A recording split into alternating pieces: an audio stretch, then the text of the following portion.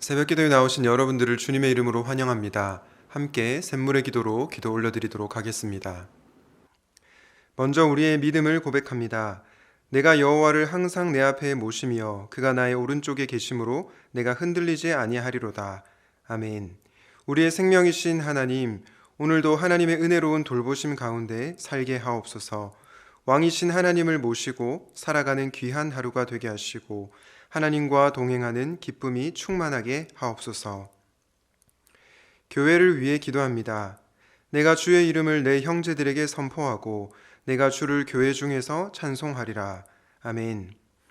우리를 주의 교회로 부르시고 세우신 예수님, 하나님의 살아계심이 선포되는 교회 되게 하시고 주의 아름다우신 이름을 높여드리는 교회가 되게 하옵소서. 드리는 예배마다 임재해 주셔서 하나님의 영광을 보게 하시고 기도의 풍성이 응답해 주옵소서. 가정과 목장을 위해 기도합니다. 보라, 형제가 연합하여 동거함이 어찌 그리 선하고 아름다운고. 아멘. 가족을 허락하신 아버지 하나님, 우리의 가정에 영적인 질서가 견고히 세워지게 하옵소서. 아버지들의 영적 권위를 세워주셔서 가족들의 필요를 살피며 섬기는 따뜻한 가장이 되게 하옵소서. 어머니들이 현숙한 여인으로서 역할을 감당하게 하시며 경건한 부모를 통해 자녀들이 하나님의 복을 이어받게 하옵소서. 목장 모임을 통해 가정들이 영적인 가족이 되게 하시고 서로를 돌아보며 섬기게 하옵소서. 다음 세대를 위해 기도합니다. 너는 청년의 때에 너의 창조주를 기억하라. 아멘. 다음 세대를 준비시키고 계신 하나님, 우리의 자녀들이 창조주 하나님을 고백하게 하옵소서. 여름에 진행되는 주일학교 사역들을 통해 자녀들이 예수님의 성품을 닮아가게 하시고 세상에서 하나님 나라를 살아가는 믿음의 세대로 세워지게 하옵소서. 청년들의 학업과 진로, 결혼과 취업 또한 인도해 주옵소서. 나라와 선교를 위해 기도합니다. 우주와 그 가운데 있는 만물을 지으신 하나님께서는 천지의 주제시니 손으로 지은 전에 계시지 아니하시고. 아멘. 온 세계를 보존하시고 통치하시는 하나님, 우리나라를 긍휼히 여겨주셔서 하나님의 기쁘신 뜻이 사회와 문화, 정치와 경제, 모든 영역에 나타내게 하옵소서. 백신이 원활히 공급되어 집단 면역을 이루게 하시고 사회가 안정되게 하옵소서. 우리에게 허락하신 선교의 사명을 감당하여 어두운 세상을 비추는 빛이 되게 하옵소서. 오늘도 모든 샘물 성도들의 형편을 돌보아 주시고 동행해 주옵소서. 예수님의 이름으로 기도하옵나이다. 아멘. 오늘 하나님께서 우리에게 주시는 말씀은 예레미야 46장 13절에서 28절 말씀입니다. 바벨론의 느부갓네살 왕이 와서 애굽 땅을 칠 일에 대하여 선지자 예레미야에게 이르신 여호와의 말씀이라. 너희는 애굽에 선포하며 믹돌과 놋과 다바네스에 선포하여 말하기를 너희는 굳건히 서서 준비하라. 내 사방이 칼에 삼키웠느니라. 너희 장사들이 쓰러짐은 어찌함이냐. 그들이 서지 못함은 여호와께서 그들을 몰아내신 까닭이니라. 그가 많은 사람을 넘어지게 하심에 사람이 사람 위에 엎드러지며 이르되 일어나라, 우리가 포악한 칼을 피하여 우리 민족에게로 우리 고향으로 돌아가자 하도다. 그들이 그곳에서 부르짖기를 애굽의 바로왕이 망하였도다. 그가 기회를 놓쳤도다. 만군의 여호와라, 일컫는 왕이 이르시되 나의 삶으로 맹세하노니 그가 과연 산들 중에 다볼같이 해변의 갈멜같이 오리라. 애굽에 사는 딸이여, 너는 너를 위하여 포로의 짐을 꾸리라. 노비 황무하며 불에 타서 주민이 없을 것임이라. 애굽은 심히 아름다운 암송아지일지라도 북으로부터 쇠파리 떼가 줄곧 오리라.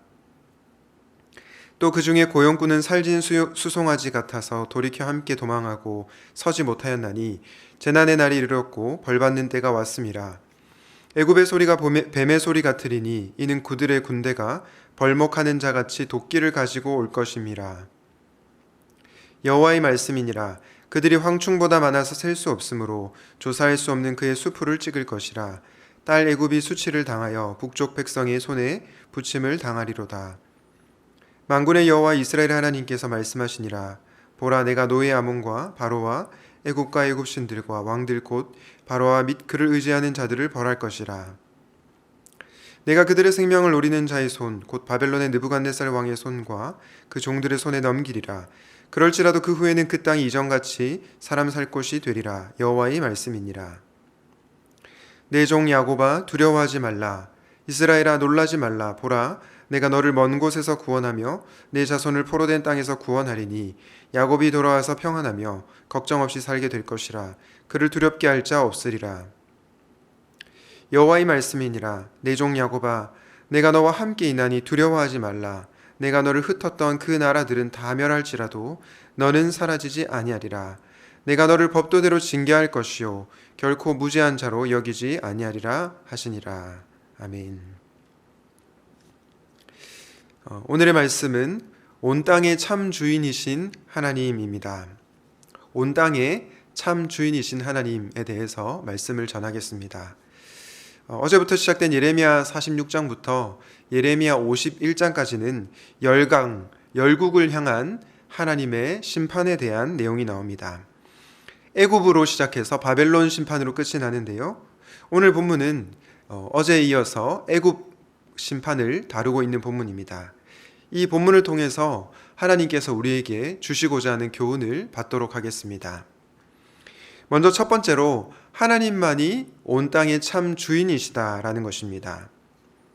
여러분, 하나님은 어떤 분이십니까? 하나님은 온 땅의 참 주인이십니다. 좀 더 정확하게 말하면 하나님만이 온 땅의 참 주인이십니다. 예레미야 46장 15절 말씀에 보면 너희 장사들이 쓰러짐은 어찌함이냐 그들이 서지 못함은 여호와께서 그들을 몰아내신 까닭이니라 라고 말씀하셨는데요. 이 부분을 세번역 성경으로 보면 이렇게 번역하고 있습니다. 어찌하여 너희 힘센 황소가 거꾸러졌느냐 주님께서 그를 메어 치셨기 때문에 그가 서서 견딜 수가 없었다. 여러분, 우리는 이것을 통해서 애굽을 몰아내시는 하나님, 힘센 애굽을 메어 치셔서 애굽을 도저히 견딜 수 없게 하시는 하나님, 그 하나님을 보게 됩니다. 그런데 여러분, 하나님께서 왜 애굽을 이렇게 몰아내시는 것입니까? 그 이유는 오직 하나님만이 온 땅의 참 주인이시기 때문입니다. 하나님만이 온 땅의 참 주인이시기 때문에 지금 애굽을 몰아내고 있는 것입니다. 여러분, 오늘날 우리 그리스도인들에게 하나님에 대한 이해가 너무나 협소한 것 아닌가? 하나님에 대한 이해가 너무나 작지는 않은가? 우리가 이해하는 하나님 너무나 작으신 분이 아닌가? 이런 생각을 하게 됩니다. 왜냐하면 하나님보다 이 세상을 더 크게 생각할 때가 많기 때문이죠. 때로는 돈이, 또 때로는 권력이, 또 때로는 인맥이 하나님보다 더 커 보일 때가 있습니다. 그래서 하나님도 그것들보다 크지 않다라고 우리도 알게 모르게 생각하는 것이죠. 그러나 여러분, 오늘 말씀을 통해서 우리가 기억해야 할 사실은 무엇입니까? 하나님만이 온 땅의 참 주인이시오, 하나님이 이 세상보다 크시다는 것입니다. 물론 하나님은 여러분 개개인을 다스리시는 하나님이십니다. 그러나 그분은 여러분 개개인을 다스리는 것을 넘어서 온 땅과 열방을 통치하시는 온 땅의 참 주인이시라는 것입니다. 그래서 세상의 그 어떤 제국도 하나님 앞에서는 아무것도 아닌 것이죠. 이 세상 많은 것들이 하나님 대신 주인 행세를 합니다. 그것은 돈이 될 수도 있고요, 기업이 될 수도 있고 또 국가가 될 수도 있습니다. 그러나 분명한 것은 그것은 참 주인이 아니라 가짜 주인이라는 것이죠. 이 세상을 다스리시고 통치하시는 참 주인은 오직 하나님밖에 없습니다. 이 사실을 저와 여러분이 꼭 믿고 사시면 좋겠습니다. 이 세상이 너무나 커 보여서 두려울 때 온 땅의 참 주이신 하나님을 알게 해주십시오. 그분을 보게 해주십시오. 이런 기도를 드리면 좋겠습니다. 하나님만이 온 땅의 참 주인이십니다. 이것을 믿고 살아가시는 저와 여러분이 되시기를 우리 주님의 이름으로 축복합니다. 하나님만이 온 땅의 참 주인이시다라는 말씀을 나누었는데요. 그래서 참 주인이신 하나님은 주인 행세를 하는 자를 심판하십니다. 참 주인이신 하나님을 인정하지 않고 마치 자기가 주인인 것처럼 행세하는 자들을 반드시 하나님께서 심판하신다는 것입니다. 여러분, 애굽이 지은 죄가 무엇입니까? 예레미야 46장 25절입니다. 만군의 여호와 이스라엘의 하나님께서 말씀하시니라. 보라, 내가 노예 아몬과 바로와 애굽과 애굽 신들과 왕들 곧 바로와 및 그를 의지하는 자들을 벌할 것이라. 여러분, 여기서 노예 아몬이라고 하는 표현이 나오는데요. 아몬은 이집트의 수도인 노 땅의 주신이었습니다. 이를 통해서 우리는 무엇을 알 수 있습니까? 애굽의 죄가 우상 숭배였구나라는 것을 알게 됩니다. 뿐만 아니라 그들은 교만하였죠. 참 주인이신 하나님을 섬기지 않고 거짓 신인 아몬을 섬길 정도로 교만한 백성이 바로 애굽이었다는 것입니다. 그런데 25절 말씀해 보니까 하나님께서 내가 노예 아몬과 바로와 애굽과 애굽 신들과 왕들 곧 바로와 및 그를 의지하는 자들을 벌할 것이라고 말씀하고 있습니다. 참 주인이신 하나님을 몰라보고 엉뚱한 신을 의지하고 있는 애굽을 심판하시겠다는 것입니다. 그런데 여러분, 과연 우리는 어떻습니까? 우리는 애굽이 섬기는 아몬 신을 섬기지도 않으니까 괜찮을까요? 우리는 우상 숭배로부터 완전히 자유로울까요? 그렇지는 않은 것 같습니다. 팀 켈러 목사님께서 내가 만든 신이란 책에서 우상의 정의에 대해서 이렇게 말하고 있습니다. 우상이란 하나님만이 주실 수 있는 것을 얻고자 우리가 의지하는 대상이다. 우상이란 하나님만이 주실 수 있는 것을 얻고자 우리가 의지하는 대상이다. 여러분, 좀 공감이 되십니까? 이 정의에 따르면 현대를 살아가는 그리스도인들도 우상 숭배의 죄에 빠질 수 있다는 것입니다. 애굽의 신들을 섬기지 않지만 현대인들이 섬기는 신이 무엇이 있습니까? 우리가 의지하는, 하나님보다 더 의지하는 대상이 뭐가 있습니까? 대표적으로 돈이 현대인들의 우상이 될 수 있죠. 돈뿐만 아니라 사업과 성공, 심지어 우리의 자녀들도 우상이 될 수 있는 것입니다. 그래서 우리는 나도 모르는 사이에 이 우상 숭배의 죄에 빠지기도 합니다. 왜냐하면 돈과 사업과 성공, 내 자녀, 이 모든 것들이 사실은 나쁜 것이 아니죠. 그런데 이런 것들을 하나님만이 주실 수 있다고 생각하지 않을 때 문제가 발생한다는 것입니다.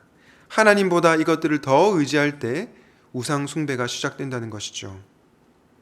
그렇다면 여러분, 우리는 어떻게 이 우상 숭배의 죄로부터 벗어날 수 있을까요? 바로 가짜 자리에 진짜이신 하나님을 모시면 되는 것입니다.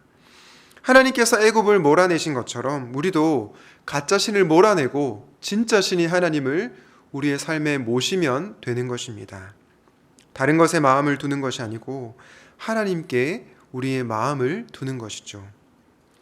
온 땅의 참 주인이신 하나님께서 주인 행세를 하는 자를 심판하시는 것을 기억하고 참 주인이신 하나님만을 모시고 살아가시는 여러분들이 되시기를 우리 주님의 이름으로 축복합니다. 하나님만이 온 땅의 참 주인이시기에 주인 행세를 하는 자를 심판하신다라는 말씀을 나누었는데요. 오늘 본문을 통해서 우리가 마지막으로 받아야 할 교훈은 무엇입니까? 바로 참 주인이신 하나님은 자기 백성을 회복시키신다는 것입니다. 하나님은 심판 중에도 구원의 은혜, 회복의 은혜를 베푸십니다. 오늘 본문 46장 27절과 28절에 보면 이스라엘을 회복시키는 하나님에 대해서 말씀하는데요. 27절에서도 내 종 야곱아 두려워하지 말아라. 28절에서도 내 종 야곱아 내가 너와 함께 있겠다. 두려워하지 말아라 라고 말씀하고 있습니다. 특별히 예레미야 46장 28절에서 뭐라고 말씀하고 있습니까? 여호와의 말씀이니라 내 종 야곱아 내가 너와 함께 있나니 두려워하지 말라. 내가 너를 흩었던 그 나라들은 다 멸할지라도 너는 사라지지 아니하리라. 내가 너를 법도대로 징계할 것이요 결코 무죄한 자로 여기지 아니하리라 하시니라. 28절 말씀에 보니까 위로의 말씀이 나오는데요.